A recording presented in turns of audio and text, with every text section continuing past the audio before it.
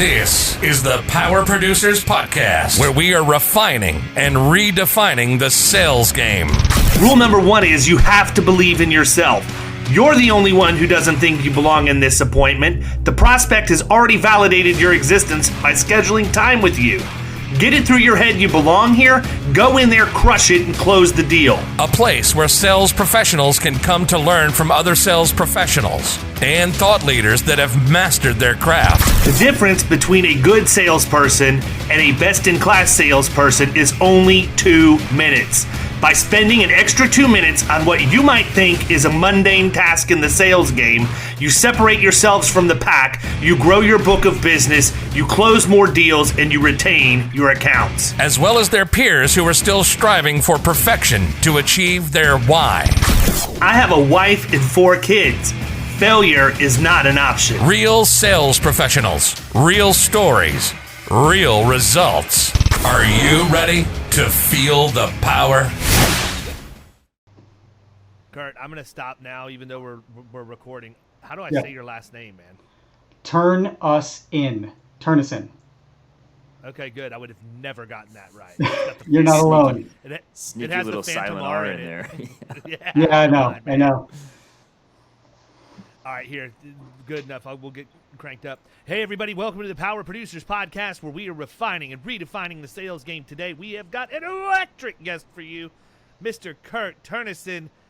My guy's got the Phantom R in his last name. I'm not even going to lie. I had to ask for the pronunciation help. Kurt has developed a product called RiskRevu, which he believes is going to revolutionize the way you write insurance inside your agency. And he's not one of these guys from the software world that's trying to figure out how to make it work inside of insurance. He's just like my absolute favorite insurtechs of agents, by agents, for agents. Kurt, first and foremost, is an insurance agent himself. What's up, man? Hey, guys. Thanks for having me today. I'm really excited to be here. Talk Absolutely. about insurtech and software and sales, all of it. Yeah, like that's the idea, man. That's my life every day. We love those things. Before we get cranked up in RiskRevu, why don't you just sort of get everybody caught up to speed and gain instant credibility by talking a little bit about your career in insurance, because you work at a great agency. Oh, thank you, man. I completely agree with you. I work at an agency in Washington, Connecticut called Ericson Insurance Advisors. Been there for the last 15 years. And started there, came from a different role, came from a role at an outside sales position with Paychex, where I was doing cold calling, banging on doors, dialing for dollars every day. And Ericson was one of my clients, and I was working with them for probably 2 or 3 years before I got the opportunity to join the firm. So what happened was they were going through a transition in ownership from the father to the sons. Spencer and Peter Holden are the sons. They were buying the firm out from their father. And so as the Paychex representative, I got the opportunity to help them through that transition to the new payroll system. And so from there, they kind of got to see how I worked. They liked my professionalism. They liked the way I helped them through the process. And they said, you know what, we could probably teach this guy insurance. And so they invited me to lunch. I remember it to this day. I remember what I had.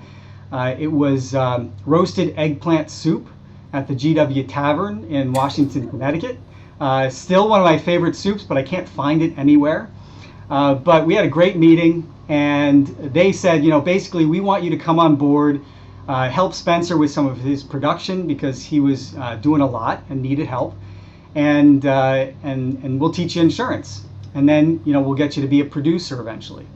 That sounded very good to me, but I also had some other ideas that I shared with them, things like websites and different marketing campaign ideas and stuff. So I had lots of ideas at that time, and so they were interested in that as well, thankfully, and so I jumped on board, and that was 15 years ago. Today, and since then, I've been doing a lot of different jobs at the firm, and enjoyed it immensely. Always learning, always digging into something new. So It's been a fun ride. I think the thing that's interesting, though, Spencer is somebody who's very much understated, and I respect the fact that he insures some very well-known names. So we're obviously not going to name his clients on the podcast, but Right. for people to get a flavor of what this agency does, multiple ex-presidents, multiple Hollywood A-list celebrities, like when you talk about high net worth, it's a whole different animal in Spencer's agency. Right. Yeah, and I did want to mention that the agency does specialize in working with successful individuals and families, and that could be anyone from someone who has a $750,000 home, a couple cars, and an umbrella, all the way up to the individual who owns a $100 million condominium in New York, has a yacht, needs $50 million of umbrella insurance, has $2 million of jewelry, so on and so forth. You talked about actors and actresses and people who have public profiles, those types of individuals as well. So it is a very interesting niche, and learning it for the last 15 years and continuing to learn every day. Ericson is an amazing place. And Spencer is one of the best, if not the best, in the country at that niche. So super blessed to be. Well, I mean, listen, man, I'm pretty vocal about the fact I'm not a huge fan of personal lines, right? But personal lines in Florida is different than it is anywhere else. I really think that would be cool, man. Like if you're insuring high net worth people that have those types of assets, those potential liabilities, or at least the exposure for it, that's like writing middle market commercial, honestly. Every single account has its own nuances, and you have to know the right questions to ask. And I feel like you're probably more challenged on a daily basis than you are if you're just sitting there at a desk answering a phone because somebody called in from an internet ad or whatever else. Yeah, I agree with you. Kyle, you look like you want to say something. Yeah, I was just going to say that's quite a bit different than, Mr. or Mrs. Homeowner calling in, complaining about their $20 increase on their homeowner's insurance. Yeah, no. And I mean, one of the things that's changed that, I'd actually be interested in your thoughts on this, Kurt. But one of the things that I've seen morph over the course of my career is the adoption of family offices as opposed to just handling everything, on your own in an unorganized format. And I know that, Spencer's a huge fan of that and gets a lot of business from people who set up family offices specifically for these high net worth people. Talk a little bit about that if you don't mind. Sure, absolutely. So just to back up, let's define family office. So family office is it's a company that will help a successful family, high net worth individual with any number of things. There's some single family offices that will just work with one family. Say that family has, 6 different branches to it, and the family is worth $500 million. That single family office will handle soup to nuts, things from investments for the family. They'll handle securing rental properties, purchasing properties, walking dogs, securing air travel, buying jets, anything the family needs. They could go through that single family office to get it done. And so they handle the billing for all the bills that the family needs to do. And then there is also multifamily offices, and multifamily offices will work with many successful families and doing the same stuff. Typically there's an investment arm to it, but there's also all of this day-to-day activity type things that they will do for the families as well. And so they become a real trusted advisor for the family units that are part of the family office. And typically family offices will cater to individuals that have at least $20 million of investable assets because they charge a pretty penny for them to help the families with whatever they need. So a single family office would just work for that one family, and the multifamily office might have a lower cost of entry, but still going to have a high cost for those families that are interested in that level of service. And for us as advisors, as insurance advisors, we partner with the family offices because the family offices will often get involved in the insurance. the families will look to the family office to say, do we have the right coverage? Are we with the right carrier? Or our rates just went up 20%. The family office will do an analysis with the insurance advisor on that. And surprisingly, a study was done by Private Wealth magazine several years ago, and I don't know if this has changed much, but several years ago, the stat was 7% of family offices deal with insurance for their clients. Now, I imagine that has increased over time, but still it's a very small percentage. So it represents a huge opportunity for insurance advisors to network with them through places like Fox, Family Office Exchange, or other associations like that, to build those relationships and start to offer their services for risk analysis and insurance analysis. So it's really, really an interesting space. I think it's important though for people to realize, like, you're not writing standard home and auto. Like, there's a lot more complexity to it. Like, to me, I'm sitting here thinking to myself, I don't know how well I'd sleep at night, man. I'd really have to up my game a lot. Like, I'm good with, I could go write $100 million company today and not lose any sleep at all, because that's my wheelhouse, man. Yep. I know what I'm doing right there.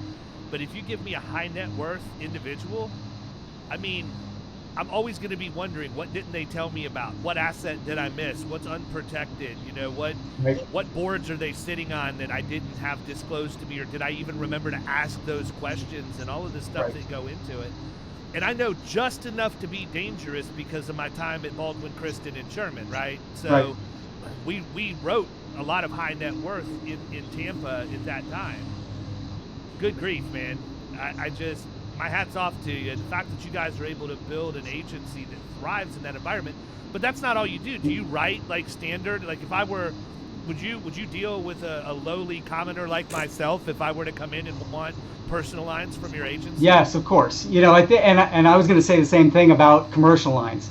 Like, I would not sleep at night writing commercial lines at all. I have a great team at Ericson that does commercial lines for us. I just send the referrals over to them, and they run with it. Because if I had to write a tennis court or a habitational risk with multiple properties, I would not be comfortable with that. So it's all about specializing. But yes, and this comes from Spencer and Peter, the owners of the firm. Ever since I started with them, we're looking to work with people that value us as advisors, people who are looking to us for advice about insurance, whether they're paying $2,500 a year in insurance premium or $250,000 in insurance premium. We want them to look to us for advice and not just to remarket their account every time the rate goes up 20% or something. And so that's the philosophy and the culture we've built at Ericson, where we're looking to build those relationships, offer quality advice, do the research so that we're giving accurate answers, but we'll work with anybody who wants to work with an advisor, someone that's going to put their coverage ahead of the price. Absolutely. Sounds familiar. Yeah, right. Yeah, no kidding. Right. I've got a couple questions. I want to go back to when you initially came on board and then your previous career at Paychex. So you had mentioned you sat down and you had brought up some interest in websites and some other tech. So was that, first question is, was that just something that you always had an interest in on the side? And then the second question is, how do you feel your experience at Paychex helped you when you transitioned into the insurance world? Yeah, cool. Great question. Thanks, Kyle. I have always been interested in technology. Ever since I was like 8th grade, I had a video game rental business to my friends. On the weekends, I'd rent out my Super Nintendo, to whoever wanted to pay $15. And then I remember in a yearbook I put, I'm going to do something big. Yeah, it was great. $15 no for the sleepovers. system. You guys can't come over and hang out with me. I'm just going to rent you my system. Yeah, well, I went to Hey, man, listen. Been there, done that. I'm a successful backpack entrepreneur myself. I love it. Yep. Yeah, I went to a boarding school, so I some kids came home with me for the weekend. We'd spend time, but other kids would stay at school and they'd need something to do. So I'd rent them out. I had a Genesis and a TurboGrafx 16 that I would rent out. But anyway, so yes, I've always had an interest in technology. Always knew that I wanted to do something with technology in my career. So that's kind of always been in the back of my mind. And throughout my career, I had another entrepreneurial endeavor that I did back in 2002. It was a digital signage company where I put computer screens in delis and restaurants and gas stations and stuff like that to help local businesses advertise their business. And so, I built that business up for a couple of years, didn't end up proceeding with it, but, that was my interest in technology at that point. So my brother is a computer developer, he's a programmer. So I've often, had great conversations with him about, what he's doing, and that's inspired me to want to continue, my technology endeavors. So yeah, and the thing about technology and thinking about paychecks, I was doing paychecks for probably 3.5 years. And during that time, you get enough, that's enough time to really sink your teeth into the business and get to know it. Over that time, I started to understand, just the way we think, or I thought, is I want to make this better. I didn't like doing the cold calling, knocking on doors. I didn't like, doing the hard sell. I'm more analytical. I wanted people to see the value that I was providing and be able to demonstrate it through technology. So I built a spreadsheet that did this whole analysis. We'd plug in a couple numbers for their payroll, and it would spit out, here's how much you're going to save in terms of hard dollar costs, and here's how much you're going to save in soft dollar costs. So, I was always thinking about how to use technology to make things better. And so, going through the whole Paychex experience kind of helped me along that path. But the biggest thing the Paychex experience did for me was teach me that the most efficient way to come to new business and new clients is not through forcing it down people's throats, not through cold calling, okay? It's through building relationships, and it's through building a brand, building a persona, building a presence that people will know you for. And then when they have that need, they'll come to you. So that was the biggest thing that I got from Paychex, and that really helped me in my career in insurance as well as I got started. But it was a good launching pad. Before that, I actually sold cutlery, which was also very similar. I sold Cutco knives for many years. And Kyle, I heard that you did that. Hold on, yeah, I was going to say many years. I lasted for like a couple months. I was going to say Kyle sold Cutco knives for many days. Once I ran out of family and friends. Yeah. Well, and the first summer I went through my whole high school directory. It was probably about 400 people, lasted the whole summer, and just had a blast doing it. But it was a great training program. I went from the individual sales onto management, ended up starting my own office, hiring salespeople, teaching salespeople how to do it, mostly college kids, teaching them the process. And that was a lot of fun. It was a great learning experience and a lot of fun. Also taught me that sales is a very lucrative career, something that I probably want to stick with. Absolutely, man. So talk a little bit about RiskRevu. I mean, we're sort of setting the table for that. No, absolutely. Thank you. And you're talking about the spreadsheet that you build and all of that. Let's talk about how you got to where you're at today, what your product is, how it's used, and the problem that it solves, or the need that it meets. Great. Well, you actually mentioned something that I remember was a big part of my thought process in coming to develop RiskRevu. And that was, when you're dealing with high net worth clients, you don't know what you don't know.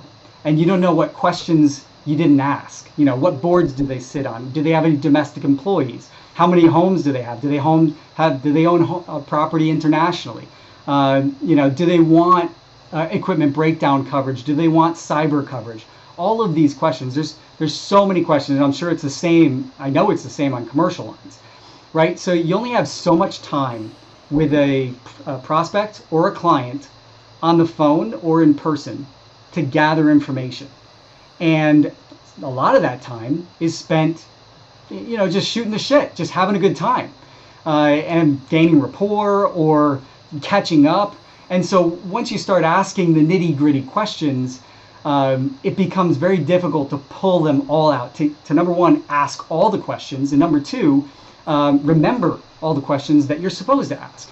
So, that was kind of in the back of my mind. Early on at Ericson, I developed an original underwriting file that we called, it was just basically a huge spreadsheet that had all these data fields that you could put information into so that you can organize the data. And so I was already in that frame of mind of, as a producer, I need to collect all the information needed to accurately underwrite this account. Not only so I do a good job for the client, but also so I maintain a good relationship with my quoter and my marketing specialists, because I don't want them to have to come back to me time and time again asking, you didn't get the date of birth, you didn't get the VINs, you didn't get the driver's licenses. So there's all of that. Now, what happened in 2015, I was very fortunate to get the opportunity to go through an educational program with Chubb and Wharton, the Wharton School. And Chubb developed a designation called the Certified Advisor of Personal Insurance, which is it's a very in-depth designation focused on high net worth personal insurance. So, and as part of that program, we had to develop a project. They basically say, okay, here's a framework for developing a project, but you're going to choose the project, you're going to design it, develop it, create it from scratch, and deliver it and present it at the end of the year-long process, along with all the other education. And so, when you're in that environment, you're at Wharton School, you got Chubb executives in the room with you, your entrepreneurial juices start flowing, and that's what happened with me. And the minute they said that, I said, awesome, I'm going to make the most of this. I'm going to try and transform my business as a high net worth personal lines producer through this project. And so I went to work, I started doing research, like what are the problems I want to solve today? What are the problems that my market is experiencing, and how can we solve them? And so through that research, I figured out or identified that the high net worth or successful people are massively underinsured across the country, across the world. So that was the problem I identified that I wanted to help solve. And the reason they're massively underinsured is because, they'll go out and buy a home for cash, and they'll forget to buy insurance because they bought it for cash and no one told them to buy insurance. So now they got a $3 million home on the coast in Florida with no insurance. That's just one example. Or they buy the home, get home insurance, but don't get flood insurance. Or they don't get excess flood insurance because no one advises them of that. So I wanted to solve that problem. And I figured that the solution would be a technology solution. I'd be able to use technology to help streamline the process. And my thought at that point was, okay, I'm going to use technology to help me gather more information from the client than I would otherwise be able to do over the phone or in person, and streamline that data gathering process. So high net worth are massively underinsured, solve it by improving the sales process with better data gathering. Okay, and so at that point, the InsurTech revolution was just kicking into gear. I remember InsurTech Hartford, Stacy Brown up there was, just starting his association up there. That was amazing. I went to several events there, but it was just kicking into high gear where, the billions of dollars being invested was, at least I was becoming more aware of it. And it was exciting. So I was like, okay, I want to be part of that. And so I started building smart forms to help gather information. And I started testing them with my clients. Now, one of the problems was I was kind of nervous or fearful about using a smart form with a client, especially a high net worth client, because I thought, A, they're going to say this is a poor client experience, I'm going to go elsewhere. B, they're not going to fill it out, I'm just going to end up being on the phone anyway. It's just, they're just not going to like it, right? And they're going to write me back and say, why are you sending me a form? Give me a call. But in reality, once I got over that hump, which I remember the time it was a client emailed me, said, I'm buying a condo in New York. What do you need from me? And so I emailed him back and I said, just click the link below, fill out the form, and I'll get you a quote. And I was very nervous about doing it at the time, but 15 minutes later, I got a response in my smart form solution, and all the information was there. More information than I could get in 30 minutes on a phone call. So I got him the quote, and I sent it back to him. We bound a $5 million apartment policy in less than 24 hours. So, nice. And the client was perfectly fine with the client experience. And since then, I've done that over 1,000 more times, in the last 5 years, and all of them, maybe one or two, came back and said, don't send me a form. Every other one, they filled out the form in full with more information than I could ever get in a phone call, and some of them even wrote back and said they can do it on their own time, right?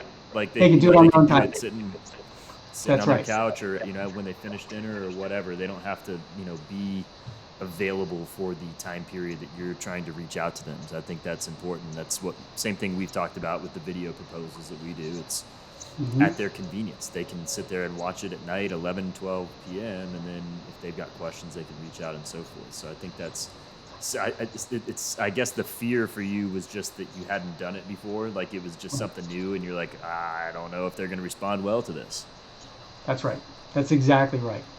And you think about the individual personality you're dealing with too, because some personalities, they're very happy-go-lucky. They think, they're going to be great.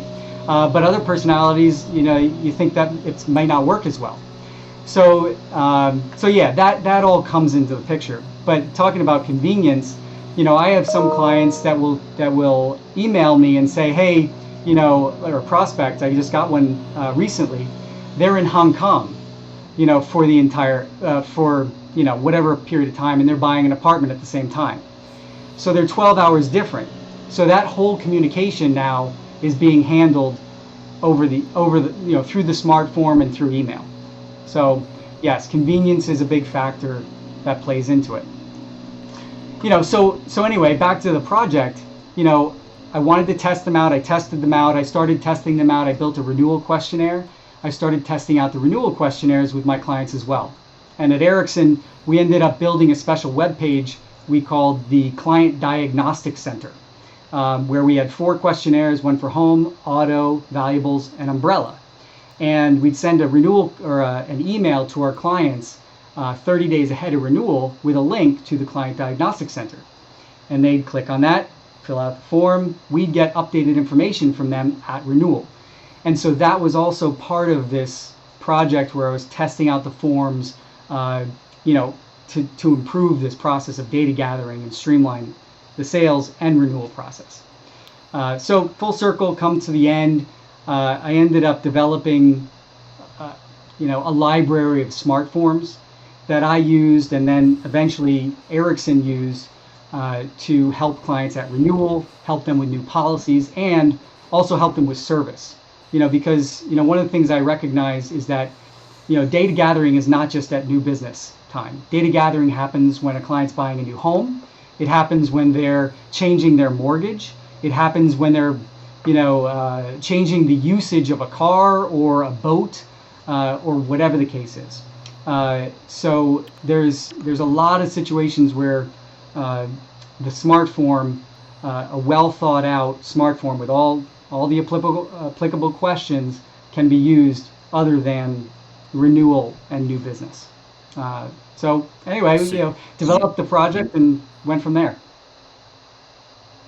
You may have just answered this question, but what was something that you thought you knew on the front end, but you found out after the fact that may not be the case? Thought I knew on the front end. That's a good question. And so my project initially was to develop a website that I could market and send to clients, or just have on the web and have that generate business for me as a producer. And so I went ahead and built this website with these smart forms. It would have a streamlined, sales process workflow. And I thought putting up that website would and if I wrote blogs and stuff, I would organically get a ton of new business. So what I learned is that you have to do a lot more than just build a website and write blogs to get new business. I probably got a good number of leads out of it, but for the amount of time and the investment of dollars that I put into that website, I was hoping for a lot more. So I guess the expectation up front was I'm going to build this great website and they'll just come. But that's not how it works. You have to build the website, then you have to promote it heavily. That's, building the website is probably 10% of the gig. 90% of it's after you build the website. It's promotion, it's advertising, it's digital advertising, it's blogging, it's video blogging, so on and so forth. So that was a big learning. And that helps me with RiskRevu, because RiskRevu is the next site I built.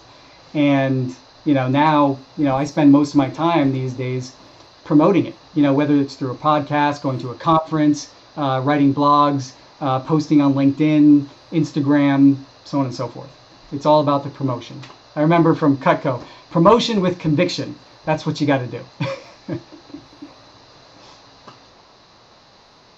Kyle, did they talk about that in the 3 weeks you Dude, worked there? so I'll say this about Cutco was good. I mean, just like some of the other direct sales stuff that I did, it was just you kind of get thrown into the fire and you just have to do and you learn on the go and it's a great experience. But when I was the point where I was done with Cutco was because, like you mentioned, you were hiring college kids. Yeah. I was in college, and they wanted me to come in on a Saturday, and we happened to have a home game. And I did. I went in, and I was sitting there, and they're like, they wanted us to just bring like random items for them to slice with these super sharp knives. So like, they wanted us to.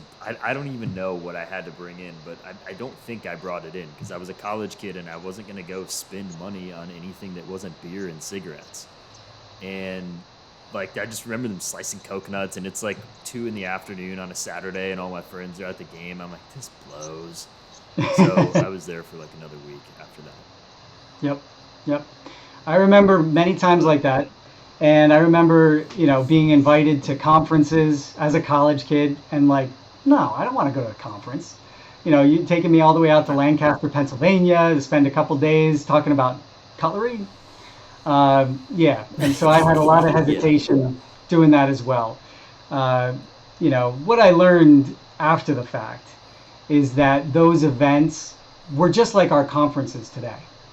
It's about building relationships. It's about, learning. But as a college kid, you're like, yeah, this is not cool. I want to be out with my friends hanging out. Like, dude, I want to go funnel beers in the parking lot of Ray J. Like, right. Yeah, can your Cutco knife sever this hose for my beer funnel so I can attach it? Right. Well, you should have brought that into the training. Yeah, no kidding, man. I mean, I think those should have. It probably would have been frowned upon. Yeah. I think those jobs are good though. It's just like the people that do like the rainbow Kirby's. Vacuums and all of that, where they come dump dirt on your doorstep and vacuum it up and everything. Like, I think it forces you to be quick on your feet. I don't know how I feel about it from like an actual sales tactics standpoint, but I do think that there's a lot of value in at least you learn how to break the ice in a very very quick way, right? Because you gotta get somebody won over to let you finish talking. Literally in the first 10 seconds, probably. So I do find value. I think, and it's funny because as I talk to a lot of my friends, a lot of people that I know that are successful producers, if you follow the path, like they all check the same boxes, man. Every single one of them. Well, was dude, so when I was doing this, it was was like the height of the recession, man. I mean, this was like 2008, 2009, and I'm like trying to sell people. I understand you're getting assistance on your home please payment. buy this $1,500 set of knives. Distribute some of those funds into some. Yeah, perhaps you can redistribute some of those funds into some fine cutlery. Wow. But no, I mean, seriously, I do think there's a lot of value there. So what do you see on the horizon, Kurt? I mean, I don't want you to give away like all of your ideas and everything, but I mean, where do you see RiskRevu being able to expand? Where do you see future development? You know, do you see that you might at some point push this into other segments of the insurance industry, you know, possibly pushing it into commercial or whatever? Because I mean, the need is obviously there, regardless of what the coverages are that people are selling. And, you know, honestly, man, I don't know that there's a tool like that exists. I mean, most of what I see is like the rough notes checklists where you're going to go in, you know, and I know Zywave has that stuff, but there's some other, you know, people who have their own proprietary things. But, you know, back in the early stages of my career, it was Sage and Silverplume. That's who we used to go to, and we would go and we would get like the diagnostic checklist that we needed to use for a very specific class of business. And I mean, you talk about old school, man. It was literally every single possible line of coverage for every single possible exposure, and it was like 3 or 4 pages long. I don't know what the user experience is. I was gonna say there's got to be a balance like where that. it's you know like what a I mean? short form, like you're talking about, Kurt. Well, I'm not going to send something like that over to one of my clients, but I also don't want to show up with that on a clipboard and make it look like I'm just reading from a checklist because I don't know what I'm doing, right? Like that would be my initial impression in the commercial space. I also know I'm not going to memorize 4 pages worth of questions or of coverage items and stuff. So I feel like there's a need there, but I'm interested, man. Like, do you see expansion in the future? Yes, absolutely. There is so much opportunity for expansion because, as I said, every conversation where you're gathering information can be turned into a smart form. You know, the other day I had a client buy a golf cart, and they said, "Kurt, I bought a golf cart. How do I get this insured?" So there's 2 ways to do it. You could add it to the auto policy, or you could rely on the homeowner's liability coverage to cover it. But there's information you need to be able to determine that. So I said, okay, let me take this opportunity, and I'm going to build a smart form for this. So I built a quick form. It's probably got 20 questions in it, which ultimately someone might answer 10 of them with conditional logic, guiding them through it. But I sent it off to her, and she filled it out. Based on the information she put in, we said, okay, we have to insure this on your auto policy because you're going to register it in the state. So, you know, that is just a small example. You talk to a commercial, producer who's got this huge account, and every year that account needs to fill out a form for risk control or loss control. And that loss control form has traditionally been a PDF that they send, and they have to fill it out every, like 10 or 15 times. So take that, turn it into a smart form, and make it super simple. Use conditional logic, use the technology that's here today to make that an easy process. You know, because on the commercial side, you know, besides just filling out renewal applications and new applications, there are other data gathering activities that happen throughout the year. So it's taking those, and sometimes it just happens because we have a client, and I'm working with one right now, and they say, you know what, Kurt, we need these 7 forms on your platform. Those are going to save us so much time with chasing people for information.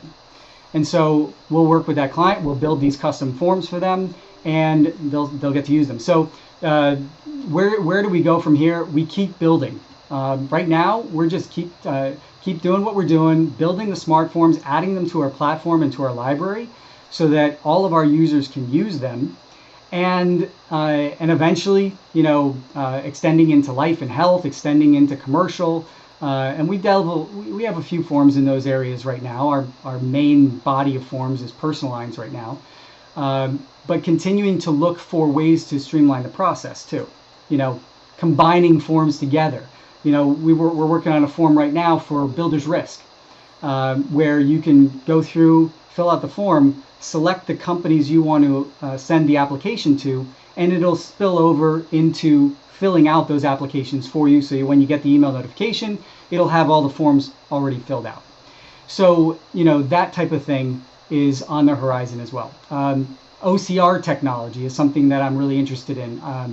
optical character recognition, where you can upload a declarations page, and we can train the technology on that specific declarations page, where the coverages are, where other important endorsements, where the important information is, so that it can read it, pull out that data, and put it on a screen for you to review, analyze, and do your analysis on much more quickly than if you're sitting there with 6 different deck pages trying to, find what's important.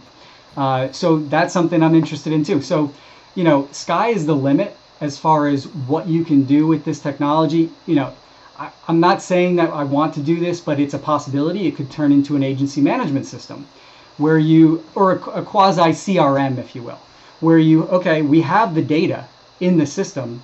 Well, now we just got to get it out and push it to the places it needs to go.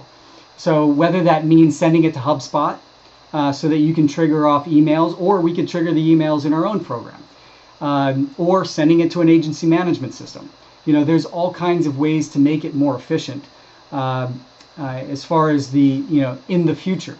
Right now, what I'm really passionate about and really focused on is just sharing with other agents that this is a better way to gather information. And you can do it with your clients. They will be okay with it. In fact, many of them will like it, whether they're a millennial or younger or a baby boomer. I have clients that run the gamut from medium net worth, low net worth, to super high net worth that are filling out these forms, and they're doing it quickly. They're doing it on their time. So right now it's really a practice of demonstrating the product, demonstrating how I use it, how our users are using it, and just giving people that confidence that it's okay to send the form.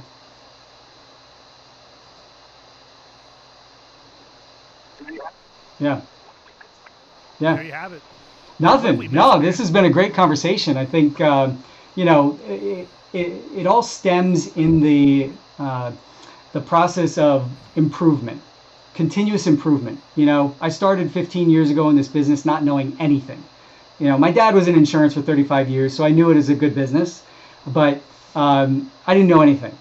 And so I came in, I kind of drank from the fire hose. I sat right next to Spencer, right outside his office, overheard his conversations. He was my mentor, still is my mentor today, teaching me how to do the business. I ask him questions, is this a good idea? Is that a good idea? I ask him questions about RiskRevu. I ask him questions about insurance, insurance production. And it's great. So it's just that process of continuous improvement and constantly thinking, how can I do this better? How can I do this better, and not being afraid of change? Because being afraid of change can stop you short. So I think that's it in a nutshell. That's it all on the table. Nice, man. Yeah. Well, how do they get a hold of you, man? Let's just assume somebody's like, "Hey, I want to ride with this guy. He obviously knows what he's doing. He can make my life easier. I want to see what this thing morphs into." How do they engage with RiskRevu to use great question. Thank you. So you can go to riskrevu.com, which is our website, riskrevu.com. You can connect with me on LinkedIn. I'm on there all day, every day. And check out our YouTube channel. Just search RiskRevu. We're on there. But yeah, just feel free to reach out. My email is Kurt, K-U-R-T, @riskrevu.com. Happy to talk to you, whether it's about RiskRevu or sales or high net worth sales, whatever the case is. Happy to talk to you, happy to learn from you, and look forward to it. So thank you both for this conversation. This was awesome. Yeah, thanks for coming on. Good deal. Ladies and gentlemen, Kurt Thoennessen from RiskRevu. He's ready to help you out. Reach out to him. Let him know where you heard him.